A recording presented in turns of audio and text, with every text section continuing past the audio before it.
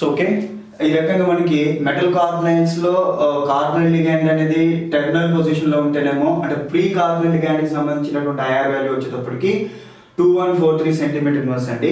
So terminal carbonyl ligand కి సంబంధించినటువంటి IR values 1850 centimetre inverse నుంచి 2120 సెంటీమీటర్ ఇన్వర్స్ మధ్య వ్యారీ అవుతూ ఉంటాయి. Symmetrically doubly bridged metal carbonyls లో కార్బనైల్ లిగాండ్ కి సంబంధించినటువంటి ఐఆర్ వాల్యూస్ వచ్చేటప్పటికి 1700 to 1860 సెంటీమీటర్ ఇన్వర్స్ మధ్యలో వ్యారీ అవుతూ ఉంటాయి. అట్లాగే symmetric triply bridged carbonyl ligands కి సంబంధించినటువంటి మెటల్స్ వచ్చేటప్పటికి 1600 to 1700 సెంటీమీటర్స్ లో వ్యారీ అవుతూ ఉంటాయి. క్వాడ్రుపుల్లీ బ్రిడ్జ్డ్ మెటల్ కార్బనైల్స్ లో ఉండేటువంటి మెటల్ కార్బనైల్ లిగాండ్ కి సంబంధించిన ఐఆర్ వాల్యూస్ 1700 సెంటీమీటర్ ఇన్వర్స్ కంటే కూడా తక్కువ ఉంటాయి అన్నమాట. సో ఇవి వీరంత మటుకు గుర్తుపెట్టుకునే దానికి ట్రై చేయండి. These values are very very important. అంటే ఏం లేదండి, ఫ్రీ కార్బనైల్ లిగాండ్ కి సంబంధించినటువంటి ఐఆర్ వాల్యూస్ కంటే కూడా మెటల్ కోఆర్డినేటెడ్ కి సంబంధించినటువంటి ఐఆర్ వాల్యూస్ ఏవైతున్నాయి ఈ ఐఆర్ వాల్యూస్ మొత్తం కూడా తగ్గుతూ ఉంటాయి అన్నమాట. సో దానికి కారణం ఏంటంటే సినర్జిక్ ఇంటరాక్షన్స్. దానికి కారణం ఏంటంటే sigma bond formation, pi bond formation అన్నమాట. ఇప్పుడు ఫర్ ఎగ్జాంపుల్ మనము కొన్ని ఎగ్జాంపుల్స్ చూద్దాం. మెటల్ కార్బనైల్ లిగాండ్ కి సంబంధించినటువంటి స్టిచ్చింగ్ ఫ్రీక్వెన్సీస్ కి సంబంధించినటువంటి కొన్ని ఎగ్జాంపుల్స్. ఫర్ ఎగ్జాంపుల్ మనకి బాగా తెలిసినటువంటి మెటల్ కార్బనైల్స్ కొన్ని తీసుకుందాం. సో మనకి తెలిసినటువంటి మెటల్ కార్బనైల్స్ అంటే మీకు ఆల్రెడీ నేను చెప్పినాను, scandium, titanium, vanadium, chromium, manganese, ferrous, cobalt, nickel, copper, zinc, తర్వాత yttrium, zirconium, niobium, molybdenum, technetium, ruthenium, rhodium, palladium, silver, cadmium, తర్వాత lanthanum, hafnium, tantalum, tungsten, radium, osmium, iridium, platinum, aurum, mercury చూసుకున్నప్పుడు వీటిలో first B, second B, third B, fourth B group సంబంధించిన metals metal carbonyls ఇవ్వమని చెప్పేసి మాట్లాడుకున్నాం. అయితే of course ఇక్కడ మనకి Miessler and Tarr text book లో స్కాండియం తీసేస్తే టైటానియం అనేది ఏదైతే ఉందో ఈ టైటానియం ఫామ్ చేసేటువంటి మెటల్ కార్బనైల్స్ ఇచ్చారండి. కాబట్టి మనం రాసుకోక తప్పదు. అవి ఫామ్ చేసే స్కాండియం, టైటానియం తర్వాత ఎవరు వెనిడియం, ఆ తర్వాత స్కాండియం, టైటానియం, వెనిడియం తర్వాత క్రోమియం, తర్వాత మ్యాంగనీస్ అనమాట. సో ఇప్పుడు టైటానియం ఫామ్ చేసేటటువంటి హెక్సా కార్బనైల్ టైటానియం అంటే TiCO6 మైనస్ Ti6O2 మైనస్, తర్వాత వెనిడియం ఫామ్ చేసేటువంటి హెక్సా కార్బనైల్ వెనిడియేట్ VCO6 మైనస్, తర్వాత క్రోమియం ఫామ్ చేసేటువంటి CrCO6 హెక్సా కార్బనైల్ క్రోమియం, తర్వాత మ్యాంగనీస్ ఫామ్ చేసేటువంటి CrMnCO6 ప్లస్ క్యాటైన్. గుర్తుపెట్టుకోండి, వీడొచ్చి న్యూట్రల్. CrCO6 ఏదైతే ఉందో ఈ హెక్సా కార్బనైల్ క్రోమియం ఏదైతే ఉందో వీడు వచ్చేటప్పటికి న్యూట్రల్ ఫామ్ లో ఉన్నాడు. ఇక్కడ వచ్చేటప్పటికి మోనో నెగిటివ్ చార్జ్ అనేది క్యారీ అవుతుంది. ఇక్కడ వచ్చేటప్పటికి డై నెగిటివ్ చార్జ్ క్యారీ అయింది. ఇక్కడ వచ్చేటప్పటికి పాజిటివ్ చార్జ్ అనేది పాజిటివ్ చార్జ్ అనేది క్యారీ అయింది. ఇక్కడ లాజిక్ గుర్తుపెట్టుకోవాలి. మెటల్ అంటే మెటల్ కి కార్బనైల్ లిగాండ్, మెటల్ కార్బనైల్స్ లో కార్బనైల్ లిగాండ్ కి సంబంధించినటువంటి స్ట్రెచింగ్ ఫ్రీక్వెన్సీస్ దేని మీద ఆధారపడి ఉన్నాయి అని అనుకునేప్పుడు సిగ్మా బాండ్ ఫార్మేషన్ మీద, పై బాండ్ ఫార్మేషన్ మీద ఆధారపడి ఉన్నాయి. మరి sigma bond formation, pi bond formation దేని మీద ఆధారపడి ఉన్నాయంటే, సో కార్బనైల్ లిగాండ్ మీద ఎలక్ట్రాన్ డెన్సిటీ పెరిగితే సిగ్మా బాండ్ ఫార్మేషన్ పెరుగుతుంది, మెటల్ మీద ఎలక్ట్రాన్ డెన్సిటీ పెరిగితే పై బాండ్ ఫార్మేషన్ పెరుగుతుంది. మరి ఈ మెటల్ మీద ఎలక్ట్రాన్ డెన్సిటీ పెరగడము, మెటల్ మీద ఎలక్ట్రాన్ డెన్సిటీ తగ్గడం అనేది ఎవరి మీద ఆధారపడి ఉందంటే మెటల్ మీద ఉండేటువంటి సబ్స్టెన్స్ మీద ఆధారపడి ఉంటుంది. ఫర్ ఎగ్జాంపుల్ నేను మీకు మెటల్ మీద ఎలక్ట్రాన్ రిలీజింగ్ సబ్స్టెంట్ ఇచ్చానండి, లేదా అదే మెటల్ మీద ఎలక్ట్రాన్ విత్డ్రాయింగ్ సబ్స్టెంట్ అనేది ఇచ్చాను. ఫర్ ఎగ్జాంపుల్ మెటల్ మీద ఎలక్ట్రాన్ రిలీజింగ్ సబ్స్టెంట్ ఇచ్చాను. మెటల్ మీద ఎలక్ట్రాన్ రిలీజింగ్ గ్రూప్స్ అంటే మీకు తెలుసు, ఆల్కహాల్స్ ఎలక్ట్రాన్ రిలీజింగ్, తర్వాత ఈథర్స్ ఎలక్ట్రాన్ రిలీజింగ్, తర్వాత ఎమిన్స్ ఎలక్ట్రాన్ రిలీజింగ్, ఆ తర్వాత న్యూక్లియోఫిలిక్ నేచర్ ఉండేటటువంటి అన్ని కూడా ఎలక్ట్రాన్ రిలీజింగ్. అట్లాగే ఇక్కడ మనకి నెగిటివ్ చార్జ్ ఏదైతే ఉందో నెగిటివ్ చార్జ్ కూడా దేని కింద కన్సిడర్ చేయొచ్చు, మనం ఎలక్ట్రాన్ రిలీజింగ్ కింద కన్సిడర్ చేయొచ్చుగా. అట్లాగే ఎలక్ట్రోఫిలిక్ నేచర్ ఉండేవన్నీ కూడా ఎట్లా ఉంటాయి, electron withdrawing nature. For example positive charge ఉండేవన్నీ కూడా ఎలక్ట్రాన్ విత్డ్రాయింగ్ నేచర్కి పనిచేస్తూ ఉంటాయి. అట్లాగే మనకి ఇంకా విత్డ్రాయింగ్ గ్రూప్స్ కార్బన్ కావచ్చు, యాసిడ్స్ కావచ్చు, ఎస్టర్స్ కావచ్చు, ఎమైడ్స్ కావచ్చు, నైట్రో కాంపౌండ్స్ కావచ్చు, సైనైడ్స్ కావచ్చు, all those things comes under electron withdrawing groups అనమాట. సో ఈ రకంగా ఎలక్ట్రాన్ విత్డ్రాయింగ్ గ్రూప్ పెట్టినప్పుడు, లేదా ఎలక్ట్రాన్ రిలీజింగ్ గ్రూప్స్ అంటే పాజిటివ్ చార్జ్ పెట్టినప్పుడు, లేకపోతే నెగిటివ్ చార్జ్ పెట్టినప్పుడు మెటల్ కార్బనైల్స్ లో ఉండే కార్బన్ ఆక్సిజన్ కి సంబంధించినటువంటి స్విచ్చింగ్ ఫ్రీక్వెన్సీస్ ఏ రకంగా వ్యారీ అవుతూ ఉంటాయి అనే విషయం గురించి మనం ఇక్కడ డిస్కస్ చేసుకున్నాం. For example let us come here. For example నేను ఎలక్ట్రాన్ రిలీజింగ్ గ్రూప్ పెట్టాను. ఎలక్ట్రాన్ రిలీజింగ్ గ్రూప్ పెట్టినప్పుడు మెటల్ మీద ఎలక్ట్రాన్ డెన్సిటీ ఏమవుతుంది, అంటే ఏదైతే మెటల్ మీద ఎలక్ట్రాన్ డెన్సిటీ అనేది పెరుగుతుంది, మెటల్ మీద ఎలక్ట్రాన్ డెన్సిటీ పెరిగిందంటే మెటల్ ఎలక్ట్రాన్స్ ని ఎక్కడికి ఇస్తుంది, కార్బన్ లిగాండ్ కి ఇచ్చినప్పుడు పై బాండింగ్ అనేది జరిగింది. ఎప్పుడైతే పై బాండింగ్ జరుగుతుందో pi bond formation causes to carbon oxygen bond ఏమవుతుంది, రిడక్షన్ జరుగుతుంది. అంటే ఎలక్ట్రాన్స్ ఎక్కడికి వచ్చినాయి, కార్బన్ కి ఆక్సిజన్ కి వచ్చినాయి కాబట్టి కార్బన్ ఆక్సిజన్ బాండ్ అనేది రిడక్షన్ లో జరిగింది. కార్బన్ ఆక్సిజన్ బాండ్ రిడక్షన్ లో ఇన్వాల్వ్ అయినప్పుడు దానికి సంబంధించిన బాండ్ స్ట్రెంత్ తగ్గి ఐఆర్ వాల్యూ కూడా తగ్గుతుంది. అంటే మెటల్ మీద ఎలక్ట్రాన్ రిలీజింగ్ గ్రూప్ ఉన్నప్పుడు కార్బన్ ఆక్సిజన్ కి సంబంధించినటువంటి ఐఆర్ వాల్యూ తగ్గుతాయి. Metal carbon bond oxidation involve అయ్యి బాండ్ స్ట్రెంత్ పెరుగుతుంది కాబట్టి ఐఆర్ వాల్యూ పెరుగుతుంది. సో ఫైనల్ గుర్తుపెట్టుకోండి, మెటల్ మీద ఎలక్ట్రాన్ రిలీజింగ్ గ్రూప్స్ లేదా లెస్ ఎలక్ట్రోనెగటివ్ ఆటమ్స్ లేకపోతే ఎలక్ట్రాన్ రిలీజింగ్ గ్రూప్స్ లేకపోతే నెగిటివ్ ఛార్జ్ ఉన్నప్పుడు మెటల్ మీద ఎలక్ట్రాన్ డెన్సిటీ పెరిగి పై బ్యాక్ బాండింగ్ ఫార్మేషన్ లేకపోతే పై బాండ్ ఫార్మేషన్ అనేది పెరుగుతుంది.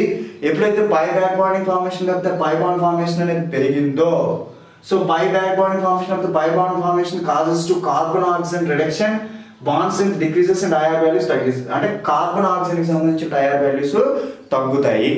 ఎప్పుడైతే మెటల్ మీద ఎలక్ట్రాన్ విత్డ్రాయింగ్ గ్రూప్ పెట్టామో ఎలక్ట్రాన్ విత్డ్రాయింగ్ అనేటువంటిది ఏం చేస్తుంది, మెటల్ దగ్గర నుంచి ఎలక్ట్రాన్ డెన్సిటీని ఏం చేస్తుంది, లాగేసుకుంటుంది. మెటల్ దగ్గర ఎలక్ట్రాన్ డెన్సిటీ ఎప్పుడైతే వెళ్ళిపోయిందో కార్బన్ లిగాండ్ అనేది ఏం చేస్తుంది, మెటల్ కి ఎలక్ట్రాన్స్ ఇస్తుంది. కార్బన్ లిగాండ్ మెటల్ కి ఎలక్ట్రాన్స్ ఇచ్చిందంటే మెటల్ కి కార్బన్ కి మధ్య ఉండే బాండ్ అనేది రెడ్యూస్ అవుతుంది. కార్బన్ కి ఆక్సిజన్ కి మధ్య ఉండే బాండ్ ఏమవుతుందండి, ఆక్సిడేషన్ ఇన్వాల్వ్ అవుతుంది. అంటే carbon oxygen sigma bond formation జరిగింది, కార్బన్ లిగాండ్ మెటల్ మీద ఉంటే సిగ్మా బాండ్ ఫార్మేషన్ జరుగుతుంది అనమాట. అప్పుడు సిగ్మా బాండ్ ఫార్మేషన్ జరిగితే కార్బన్ కి ఆక్సిజన్ మధ్య బాండ్ స్ట్రెంత్ ఆక్సిడేషన్ జరిగింది, బాండ్ స్ట్రెంత్ పెరిగింది, ఐఆర్ వాల్యూ పెరిగింది. Metal carbon bond reduction involve అయింది, బాండ్ స్ట్రెంత్ తగ్గింది, ఐఆర్ వాల్యూ అనేది తగ్గుతుంది అనమాట. సో కాబట్టి ఫైనల్ గా గుర్తుపెట్టుకోవాల్సింది, మెటల్ మీద ఎలక్ట్రాన్ రిలీజింగ్ గ్రూప్స్ ఉన్నప్పుడు ఆ కార్బన్ ఆక్సిజన్ బాండ్ స్ట్రెంత్ ఏమైంది, మెటల్ కార్బన్ బాండ్ స్ట్రెంత్ ఏమైంది. మెటల్ మీద ఎలక్ట్రాన్ విత్డ్రాయింగ్ గ్రూప్ ఉన్నప్పుడు మెటల్ కార్బన్ బాండ్ స్ట్రెంత్ ఏమైంది, కార్బన్ ఆక్సిజన్ బాండ్ స్ట్రెంత్ ఏమైంది. సో ఇది గుర్తుపెట్టుకోవాలి. సో ఫైనల్ గా ఒక విషయం గుర్తుపెట్టుకోండి, మెటల్ మీద ఎలక్ట్రాన్ రిలీజింగ్ గ్రూప్స్ ఉన్నప్పుడు పై బాండ్ ఫార్మేషన్ జరుగుతుంది. జాగ్రత్త గుర్తుపెట్టుకోండి, మెటల్ మీద ఎలక్ట్రాన్ రిలీజింగ్ గ్రూప్స్ ఉన్నప్పుడు పై బాండ్ ఫార్మేషన్ జరిగింది. మెటల్ మీద ఎలక్ట్రాన్ విత్డ్రాయింగ్ గ్రూప్ ఉన్నప్పుడు సిగ్మా బాండ్ ఫార్మేషన్ జరిగింది. మెటల్ మీద ఎలక్ట్రాన్ విత్డ్రాయింగ్ గ్రూప్ ఉన్నప్పుడు సిగ్మా బాండ్ ఫార్మేషన్ జరుగుతుంది. గుర్తుపెట్టుకోండి, మెటల్ మీద ఎలక్ట్రాన్ విత్డ్రాయింగ్ గ్రూప్ ఉంటే సిగ్మా బాండ్ ఫార్మేషన్, మెటల్ మీద ఎలక్ట్రాన్ రిలీజింగ్ గ్రూప్ ఉంటే పై బాండ్ ఫార్మేషన్. మెటల్ మీద ఎలక్ట్రాన్ విత్డ్రాయింగ్ గ్రూప్ ఉంటే సిగ్మా బాండ్ ఫార్మేషన్, మెటల్ మీద ఎలక్ట్రాన్ రిలీజింగ్ గ్రూప్ ఉంటే pi bond formation. Sigma bond formation results in increases in carbon oxygen IR values, decreases in metal carbon IR values. Sigma pi bond formation increases in decreases in carbon oxygen IR values, increases in metal carbon IR values. Sigma bond formation decreases in metal carbon IR values, increases in carbon oxygen IR values. Pi bond formation increases in metal carbon IR values, decreases in carbon oxygen IR values అన్నమాట. ఇప్పుడు మనం వీటికి TiCO6 2- VCO6- CrCO6 MnCO6+ కి సంబంధించినటువంటి IR values గురించి మనం కనుక మాట్లాడుకున్నట్లయితే ఇక్కడ మీరు చూడండి, TiCO6 2-, VCO6, CrCO6, MnCO6+ లో ఎవరు neutral metal carbonyl, hexa carbonyl chromium అనేది ఏదైతే ఉందో ఈ హెక్సా కార్బనైల్ క్రోమియం అనేది it's a neutral metal carbonyl. So neutral metal carbonyls కి ఫ్రీ కార్బనైల్ మెటల్ కార్బనైల్స్ కి సంబంధించినటువంటి ఐఆర్ వాల్యూస్ కి చాలా దగ్గరగా ఉంటుంది.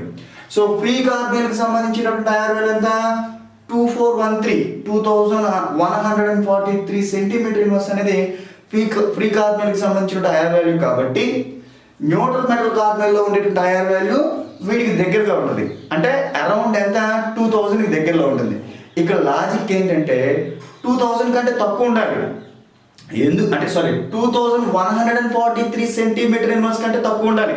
అంటే ఫ్రీ కార్బనైల్ కి సంబంధించినటువంటి ఐఆర్ స్టిచ్చింగ్ ఫ్రీక్వెన్సీ కంటే కూడా metal coordinated IR stretching frequency అనేది తక్కువ. ఎందుకనేది metal coordinated IR stretching frequency అనేది తక్కువ ఉంటుందంటే ఇక్కడ పై బాండ్ ఫార్మేషన్ అనేది జరుగుతుంది. కాబట్టి ఈ పై బాండ్ ఫార్మేషన్ అనేది ఏం చేస్తుంది, కార్బన్ కి ఆక్సిజన్ కి మధ్య ఉండే బాండ్ స్ట్రెంత్ ని తగ్గిస్తుంది. కాబట్టి ఆ వాల్యూ అనేది 2143 సెంటీమీటర్ ఇన్వర్స్ కంటే తక్కువ ఉంటుంది.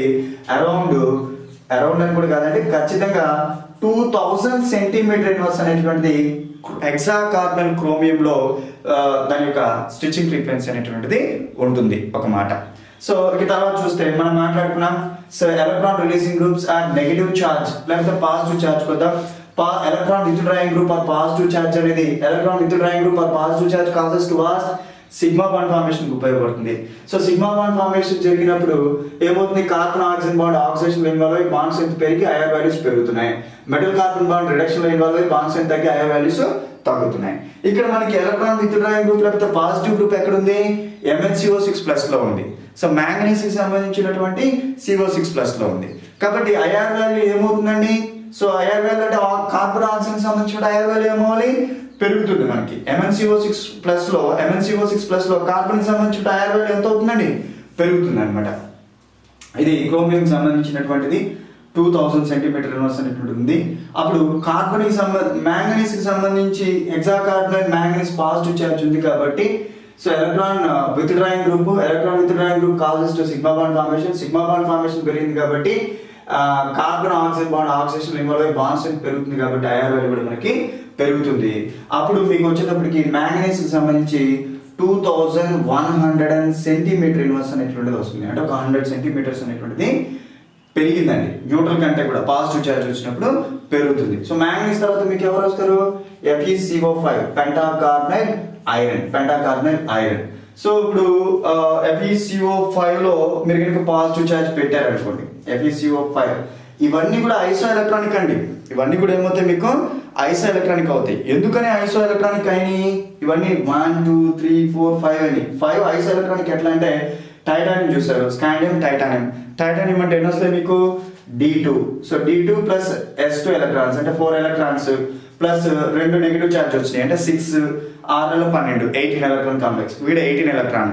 V6 అంటే వెనిడియం అంటే D3S2 5 electrons 6 carbonyl ligands 6 2s 12 plus 5 17 plus 1 18 వీడు 18 electron. CrCO6 D4S2 6 electrons 6 carbonyls 6 2s 12 plus 6 18. So ఈ మూడు కూడా 18 electrons. MnCO6+ manganese D5S2 7 electrons 6 2s 12 so 12 plus 7 19 అవుతుంది. పాజిటివ్ చార్జ్ ఉంది కాబట్టి 1 ఎలక్ట్రాన్ పోయింది కాబట్టి 18 అనమాట. తర్వాత మీకు ఐరన్ వచ్చేటప్పటికి D6S2 8 electrons 5 carbon ligands 5 2s 10 plus 8 18 electrons. So సరే ఇక్కడ పాజిటివ్ చార్జ్ ఉండదండి, FeCO5 అనమాట. FeCO5 ఇవన్నీ కూడా 18 ఎలక్ట్రాన్ రూల్ ని ఫాలో అవుతున్నప్పుడు, ఇవన్నీ కూడా మనకి 18 ఎలక్ట్రాన్ రూల్ ఫాలో అవుతున్నప్పుడు దీనికి సంబంధించినటువంటి వాల్యూ ఎంత ఉంటుంది అనేది మనం చూద్దాం. సో FeCO5 అనేది పెంటాకార్బనైల్ ఐరన్ అండి. సో వీటికి సంబంధించినటువంటి వాల్యూ సో FeCO6+ రాయండి, FeCO6+ అనమాట. ఇప్పుడు ఐరన్ ఎంత వస్తుంది, D6S2 అంటే 8 ఎలక్ట్రాన్స్ కార్బన్ లిగాండ్స్ 6 2s 12 అంటే ఏమైంది, Fe2+ రాయండి. సో 6 2s 12 ప్లస్ ఐరన్ ఇచ్చేటువంటి 8 మొత్తము 20 అయినాయి. 20లో నుంచి 2+ తీసేసాం కాబట్టి 2 ఎలక్ట్రాన్స్ పోయినాయి కాబట్టి 18 వచ్చింది.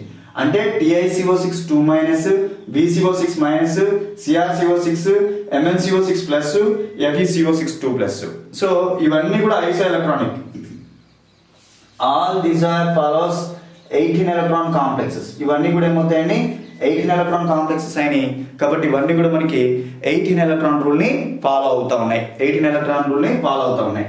ఇప్పుడు మెటల్ మీద పాజిటివ్ చార్జ్ వచ్చింది కదా, electron withdrawing group causes to sigma bond formation causes to carbon oxygen కి సంబంధించినటువంటి బాండ్ స్ట్రెంత్ పెరుగుతుంది, ఐఆర్ వాల్యూ పెరుగుతుంది. More the positive charge more the electron withdrawing nature పెరుగుతా ఉందంటే కార్బనైల్ అండ్ మెటల్ కి ఇచ్చేటువంటి క్యాపబిలిటీ అంటే సిగ్మా బాండ్ ఫార్మేషన్ ఏమవుతుంది, పెరుగుతుంది కదా. కాబట్టి కార్బన్ ఆక్సిజన్ బాండ్ అనేది ఆక్సిడేషన్ పెరుగుతుంది కాబట్టి కార్బన్ ఆక్సిజన్ కి సంబంధించిన ఐఆర్ వాల్యూ పెరుగుతుంది. సో MnCO6+ తో పోలిస్తే FeCO6 2+ లో పాజిటివ్ చార్జ్ అనేది ఇంకొంచెం ఎక్కువ ఉండింది కాబట్టి ఇక్కడ మీకు ఇంకొక 2204 సెంటీమీటర్ ఇన్వర్స్ అనేటువంటి దీని ఐఆర్కి సంబంధించిన వాల్యూ అనమాట. అలాగే మీకు ఇప్పుడు అంటే positive charge electron withdrawing group metal మీద ఉంటే ఎట్లా ఉంటుందనే చూసారు, ఎలక్ట్రాన్ రిలీజింగ్ గ్రూప్ మెటల్ మీద ఉంటే ఎట్లా ఉంటుందనే చూద్దాం. సో మెటల్ మీద మీకు కనుక ఎలక్ట్రాన్ రిలీజింగ్ గ్రూప్ ఉందనుకోండి, మెటల్ మీద ఎప్పుడైతే ఎలక్ట్రాన్ రిలీజింగ్ గ్రూప్ ఉందో మెటల్ అనేది ఎలక్ట్రాన్ రిచ్ అవుతుంది. మెటల్ ఎలక్ట్రాన్ రిచ్ అయినప్పుడు పై బాండ్ ఫార్మేషన్ కారణమవుతుంది. పై బాండ్ ఫార్మేషన్ కారణమైనప్పుడు మెటల్ కి కార్బన్ కి ఆక్సిజన్ మధ్య బాండ్ రిడక్షన్ లో ఇన్వాల్వ్ అవుతుంది, కాబట్టి బాండ్ స్ట్రెంత్ తగ్గుతుంది, కాబట్టి ఐఆర్ వాల్యూ కూడా తగ్గుతుంది. సో ఇక్కడ ఒకటే నెగిటివ్ ఛార్జ్ ఉంది, కాబట్టి వీడు వచ్చేటప్పటికి మీకు ఒకటే నెగిటివ్ ఛార్జ్ ఉంది, కాబట్టి దీనికంటే కూడా కొంచెము తక్కువగా ఉంటుంది అనమాట. 1859 సెంటీమీటర్ ఇన్వర్స్ అనేటువంటిది దీనికి సంబంధించిన వాల్యూ. VCO6 మైనస్ కి ఎంత ఉంటుందండి? 1859 సెంటీమీటర్ ఇన్వర్స్ అనేది ఉంటుంది. ఆ తర్వాత మీకు టైటానియం TiCO62 మైనస్ మీద మరింత నెగిటివ్ ఛార్జ్ ఉంది, కాబట్టి TiCO62 మైనస్ మీద మరింత నెగిటివ్ ఛార్జ్ ఉంది, కాబట్టి ఎలక్ట్రాన్ రిలీజింగ్ నేచర్ పెరిగి పై బాండ్ ఫార్మేషన్ అనేటువంటి మెటల్ కి సంబంధించినటువంటి పై బ్యాక్ బాండింగ్ లేకపోతే పై బాండ్ ఫార్మేషన్ లో ఇన్వాల్వ్ అయ్యే క్యాపబిలిటీ పెరుగుతుంది. కాబట్టి ఆటోమేటిక్గా మనకి ఏమవుతుందంటే అక్కడ వచ్చేటప్పటికి మనకి ఏమవుతుందండి ఇంకొంచెం పెరుగుతుంది అనమాట, అంటే తగ్గుతుంది. కార్బన్ ఆక్సిజన్ బాండ్ స్ట్రెంత్ అనేది తగ్గింది కదా, బాండ్ స్ట్రెంత్ తగ్గింది కాబట్టి ఐఆర్ వాల్యూ కూడా తగ్గుతుంది. కాబట్టి వీడు వచ్చేటప్పటికి 1748 సెంటీమీటర్ ఇన్వర్స్ అనేది ఉంటుంది. 1748 సెంటీమీటర్ ఇన్వర్స్ అనేటువంటిది ఉంటుంది అనమాట. సో ఈ రకంగా మనకి మెటల్ కార్బనైల్స్ అనేటువంటి కనుక చూసుకునేప్పుడు మెటల్ కార్బనైల్స్ కి సంబంధించి ఇక్కడ గుర్తుపెట్టుకోండి, ఇది కార్బన్ ఆక్సిజన్ బాండ్ కి సంబంధించి, అట్లాగే మెటల్ కార్బన్ బాండింగ్ కి సంబంధించినటువంటి ఇన్ఫర్మేషన్ అనమాట. ఒకసారి మళ్ళీ గుర్తుపెట్టుకోండి, మెటల్ కార్బనైల్స్ లో కార్బన్ ఆక్సిజన్ బాండింగ్ లేకపోతే మెటల్ కార్బన్ బాండింగ్ కి సంబంధించినటువంటి ఇన్ఫర్మేషన్ కనుక మనం చూసుకోవాలనుకున్నట్లయితే ఈ సినర్జిక్ ఇంటరాక్షన్స్ గురించి చూసుకోవాలి. కార్బన్ లిగాండ్ మెటల్ కి ఎలక్ట్రాన్ డొనేట్ చేసినప్పుడు సిగ్మా బాండ్ ఫామ్ అవుతుంది, మెటల్ కార్బన్ లిగాండ్ కి ఎలక్ట్రాన్ డొనేట్ చేసినప్పుడు పై బాండ్ ఫార్మేషన్ జరుగుతుంది. సో కార్బన్ లిగాండ్ మెటల్ కి ఎలక్ట్రాన్ డొనేట్ చేసినప్పుడు it gets partially positive charge, metal gets partially negative charge. Metal carbon ligand కి electron donate చేసినప్పుడు it gets partially positive charge, it gets partially negative charge. Metal కి సంబంధించినటువంటి partially negative charge ని ligand కి సంబంధించినటువంటి partially positive charge, ligand కి సంబంధించినటువంటి partially positive charge ని మెటల్ కి సంబంధించిన పార్షియల్లీ నెగటివ్ చార్జ్ ఒకదానితో ఒకటి ఇంటరాక్ట్ చేస్తూ ఉంటాయి. ఈ రకంగా లైగాండ్ మెటల్ మీద లైగాండ్ దాని మీద ఒకటి వాటి ప్రభావం గురించి మాట్లాడుకునే దాన్ని సినర్జిక్ ఇంటరాక్షన్స్ అంటారు. Synergic interactions causes to the stability of the metal carbonyls అని చెప్పేసి మనం మాట్లాడుకోవాలి అన్నమాట. అయితే sigma bond formation causes to metal మీద ఎలక్ట్రాన్ రిలీజింగ్ గ్రూప్స్ ఉన్నప్పుడు లేదా మెటల్ మీద ఎలక్ట్రాన్ విత్డ్రాయింగ్ గ్రూప్స్ ఉన్నప్పుడు సిగ్మా బాండ్ ఫార్మేషన్ జరుగుతుందని, మెటల్ మీద ఎలక్ట్రాన్ రిలీజింగ్ గ్రూప్స్ ఉన్నప్పుడు పై బాండ్ ఫార్మేషన్ జరుగుతుందని. పై బాండ్ ఫార్మేషన్ జరిగినప్పుడు కార్బన్ ఆక్సిజన్ కి సంబంధించినటువంటి బాండ్ వాల్యూస్ ఎట్లా ఉంటాయి, సిగ్మా బాండ్ ఫార్మేషన్ జరిగినప్పుడు కార్బన్ ఆక్సిజన్ కి సంబంధించినటువంటి బాండ్ కి సంబంధించిన ఐఆర్ వాల్యూస్ ఎట్లా ఉంటాయి అనేటువంటి మనం ఇక్కడ చూసాం. సో ఫైనల్ గా ఇక్కడ మీరు కొన్ని విషయాలు గుర్తుపెట్టుకోవాలి. సినర్జిక్ ఇంటరాక్షన్స్ అనే కాన్సెప్ట్ గుర్తుపెట్టుకోండి. తర్వాత సిగ్మా బాండ్ ఫార్మేషన్ ఎప్పుడు జరుగుతుంది, పై బాండ్ ఫార్మేషన్ ఎప్పుడు జరుగుతుంది గుర్తుపెట్టుకోండి. సిగ్మా బాండ్ ఫార్మేషన్ కారణంగా ఆ కార్బన్ ఆక్సిజన్ బాండ్ ఏం జరుగుతుంది, మెటల్ కార్బన్ బాండ్ ఏం జరుగుతుందో చూడండి.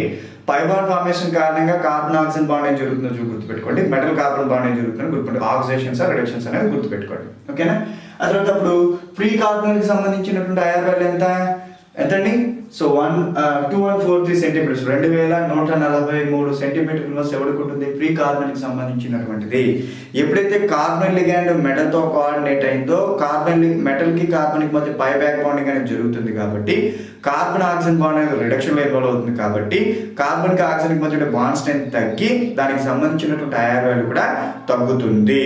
ఎప్పుడైతే కార్బన్ కి ఆక్సిజన్ కి మధ్య సంబంధించినటువంటి ఐఆర్ వాల్యూ అనేది తగ్గిందో, కార్బన్ కి ఆక్సిజన్ కి మధ్య సంబంధించిన ఐఆర్ వాల్యూ అనేది తగ్గుతుందో 2143 సెంటీమీటర్ ఇన్వర్స్ నుంచి 2000 సెంటీమీటర్ ఇన్వర్స్ కి పడిపోతుంది. సో ఫ్రీ కార్బన్ కి సంబంధించినటువంటి ఐఆర్ వాల్యూతో పోలిస్తే metal coordinated IR values always less than, తక్కువగా ఉంటాయి. సో అంటే సింగిల్ మెటల్ కోఆర్డినేటెడ్ అంటే టెర్మినల్ కార్బన్ కి సంబంధించిన ఐఆర్ వాల్యూస్ అనేది 1850 సెంటీమీటర్ ఇన్వర్స్ నుంచి 2120 సెంటీమీటర్ ఇన్వర్స్ మధ్యలో ఉంటుంది. డబుల్లీ బ్రిడ్జ్డ్ లేకపోతే symmetric doubly bridged metal carbon కి సంబంధించినటువంటి ఐఆర్ వాల్యూ అనేటువంటిది 1700 to 1860 సెంటీమీటర్ ఇన్వర్స్ లో ఉంటుంది. అంటే ఇంకొంచెం తగ్గింది. More the number of metals more its decreases in its CO stretching values of metal carbonyls. గుర్తుపెట్టుకోండి, మెటల్ కార్బనైల్స్ లో కార్బనైల్ లిగాండ్ మీద నెంబర్ ఆఫ్ మెటల్స్ పెరిగే కొలది కార్బనైల్ లిగాండ్ కి సంబంధించినటువంటి స్ట్రెచింగ్ ఫ్రీక్వెన్సీస్ మరింత పడిపోతూ ఉంటాయి. Okay, so triple bridged symmetric triple bridged μ3 కి సంబంధించిన కార్బనైల్ లిగాండ్ కి సంబంధించినటువంటి μ3 కి సంబంధించిన కార్బన్ లిగాండ్ కి సంబంధించిన stretching values 1600 to 1700 centimetre inverse ఉంటాయి. అంటే ఆ తర్వాత క్వాడ్రపుల్లీ బ్రిడ్జ్డ్ అంటే ఫోర్ మెటల్స్ ఉండే కార్బన్ లిగాండ్కి సంబంధించినటువంటి CO వాల్యూస్ ఉన్నటువంటి less than that of 1700 centimetre 1700 centimetre కంటే కూడా తక్కువ ఉంటుంది. ఈ గుర్తుపెట్టుకోవాలి. మళ్ళీ గుర్తుపెట్టుకోండి, ఫ్రీ కార్బన్ లిగాండ్కి సంబంధించినటువంటి CO వాల్యూ వచ్చేటప్పటికి 2143 సెంటీమీటర్ ఇన్వర్సెస్ అని చెప్పేసి, టెర్మినల్ కార్బన్ లిగాండ్కి సంబంధించినటువంటి CO స్ట్రెచింగ్ ఫ్రీక్వెన్సీస్ అనేటువంటి 1850 సెంటీమీటర్ ఇన్వర్స్ టు 2120 సెంటీమీటర్ ఇన్వర్స్కి మధ్యలో ఉంటాయని, సిమెట్రిక్ డబుల్లీ బ్రిడ్జ్డ్ కార్బన్ లిగాండ్కి సంబంధించినటువంటి IR వాల్యూస్ వచ్చేటప్పటికి 1700 to 1860 సెంటీమీటర్ ఇన్వర్స్ ఉంటాయని చెప్పేసి, సిమెట్రిక్ ట్రిపుల్లీ బ్రిడ్జ్డ్ కార్బన్ లిగాండ్కి సంబంధించినటువంటి IR వాల్యూస్ వచ్చేటప్పటికి 1600 to 1700 సెంటీమీటర్ ఇన్వర్స్ ఉంటాయని, క్వాడ్రపుల్లీ బ్రిడ్జ్డ్ కార్బన్ లిగాండ్కి సంబంధించినటువంటి మెటల్ కార్బన్స్లో కార్బన్ లిగాండ్కి సంబంధించిన IR వాల్యూస్ వచ్చేటప్పటికి less than that of 1700 centimetre inverse అని, అంటే 1700 సెంటీమీటర్స్ ఇన్వర్స్ కంటే కూడా తక్కువ ఉంటుంది అనే విషయాన్ని గుర్తుపెట్టుకోవాలి. ఓకేనా? తర్వాత మెటల్ మీద నెగిటివ్ ఛార్జ్ వచ్చినప్పుడు IR వాల్యూస్ తగ్గిపోతాయి, COకి సంబంధించిన IR వాల్యూస్ తగ్గిపోతాయి. మెటల్ మీద పాజిటివ్ ఛార్జ్ వచ్చినప్పుడు COకి సంబంధించిన IR వాల్యూస్ పెరుగుతాయి అనమాట. న్యూట్రల్ మెటల్ కార్బన్ ఆధారంగా చేసుకొని మెటల్ మీద నెగిటివ్ ఛార్జ్ పెంచుకుంటున్నప్పుడు, మెటల్ మీద పాజిటివ్ ఛార్జ్ పెంచుకుంటున్నప్పుడు వాటి యొక్క IR వాల్యూస్ ఎట్లా మేము చూసాము. ఐసో ఎలక్ట్రానిక్ స్పీసెస్ ఏవైతే TiCO6 2-, BCO6-, CrCO6, MnCO6+, FeCO6+2 అనేటువంటి ఏవైతే ఉన్నాయో ఇవన్నీ కూడా ఐసో ఎలక్ట్రానిక్, అన్ని కూడా 18 ఎలక్ట్రాన్ రూల్ ఫాలో అవుతున్నాయి. ఈ 18 ఎలక్ట్రాన్ రూల్ ఫాలో అయ్యేటువంటి isoelectronic metal carbonyls different charges ఉండేటువంటి వాటికి సంబంధించినటువంటి కార్బన్ లిగాండ్కి సంబంధించిన స్ట్రెచింగ్ ఫ్రీక్వెన్సీస్ చూసుకునేప్పుడు 1748 centimetre inverse, so neutral metal కార్బన్కి 2000 సెంటీమీటర్ ఇన్వర్స్ ఏదైతే ఫ్రీ కార్బన్ లిగాండ్కి సంబంధించి 2143 సెంటీమీటర్ ఇన్వర్స్కి దగ్గరగా ఉండింది. తర్వాత పాజిటివ్ ఛార్జ్ పెరుగుతున్నప్పుడు IR వాల్యూ పెరుగుతుంది కాబట్టి 2100 2204 సెంటీమీటర్స్. చూసారా, ఈ రెండు కూడా 2100 కానీ 2204 అనేటువంటివి 2143 కంటే దాట్లా, 2143 కంటే న్యూట్రల్ మెటల్ కార్బన్ కంటే కూడా దాటలేదండి. ఓకేనా? సో తర్వాత నెగిటివ్ ఛార్జ్ వచ్చినప్పుడు 1748 1859 సెంటీమీటర్స్ ఉంటుంది. That is about carbon oxygen bonding and metal carbon bonding. రెండు విషయాలు వచ్చేసినాయండి మీకు. కార్బన్ ఆక్సిజన్ బాండింగ్ వచ్చేసింది, మెటల్ కార్బన్ బాండింగ్ కూడా వచ్చేసిందండి. ఎందుకంటే కార్బన్ ఆక్సిజన్ బాండింగ్ కి వైస్ వర్సానే మెటల్ కార్బన్ బాండింగ్ మనం ఇప్పుడు మాట్లాడుకున్నాం. సో మెటల్ కార్బన్ బాండ్ అనేటువంటి చూస్తే మెటల్ కార్బనైల్స్ లో మెటల్ మీద ఎలక్ట్రాన్ విత్డ్రాయింగ్ గ్రూప్ ఉన్నప్పుడు మెటల్ కార్బన్ బాండ్ రిడక్షన్ లో ఇన్వాల్వ్ అయింది, బాండ్స్ తగ్గింది, IR వాల్యూ తగ్గింది. మెటల్ కార్బనైల్స్ లో ఎలక్ట్రాన్ రిలీజింగ్ గ్రూప్ ఉన్నప్పుడు so metal carbon bond oxidation involve అయింది, బాండ్స్ పెరిగింది, IR వాల్యూ తగ్గింది. That is about metal carbon oxygen bonding in metal carbonyls and metal carbon bonding in metal carbonyls అనమాట. Next you go for metal bonding in metal carbonyls అనమాట. So ఆ రెండింటి గురించి మాట్లాడాం. Third one ఎవరండి? Metal bonding in metal కి so metal bonding metal bonding in metal carbonyls metal bonding in metal carbonyls అనమాట. Metal bonding in metal carbonyls ఏం లేదండి, మెటల్ కార్బనైల్స్ లో ఉండేటువంటి నెంబర్ ఆఫ్ మెటల్స్ ని క్యాలిక్యులేట్ చేయడం కోసము మనకి ఒక ఫార్ములా ఉంది. అదేంటంటే so number of metals is equal to 18 into number of metal atoms minus total valence electrons. 18 into number of metal atoms minus total valence electrons TVE by 2 వేసినట్లయితే number of metal atoms metal bonds వస్తాయి. ఇది already నేను group discussion చెప్పేటప్పుడు ప్రతి metal carbonyls polynuclear metal carbonyls ఏవైతే examples వచ్చినాయో ప్రతి polynuclear metal carbonyls కి నేను నెంబర్ ఆఫ్ మెటల్ బాండ్స్ ఎట్లా క్యాలిక్యులేట్ చేయాలో చెప్పాను. నేను మళ్ళీ దీని మీద మీకు ఇంకొక వీడియో రెడీ చేస్తాను. అప్పటి వరకు ఇది గుర్తుపెట్టుకోండి. పాలీన్యూక్లియర్ మెటల్ కార్బనైల్స్ లో నెంబర్ ఆఫ్ మెటల్ బాండ్స్ ని క్యాలిక్యులేట్ చేయాలంటే 18 into number of metal atoms minus total valence electrons by 2 వేసుకొని చేయొచ్చు. అంటే metal bonding polynuclear metal carbonyls metal bonding గురించి అదొక మాట. తర్వాత ఈ మెటల్ బాండ్ ఏదైతే ఉందో వీడు ఎవరి గురించి చెప్తారు మనకి? మెటల్ కార్బనైల్స్ కి సంబంధించినటువంటి డయామాగ్నెటిక్ నేచర్ని ఎక్స్ప్లెయిన్ చేయడానికి ఉపయోగపడుతుంది అనమాట. అంటే మెటల్ బాండింగ్ ఏదైతే ఉందో ఈ metal bonding metal bonding can explains about diamagnetic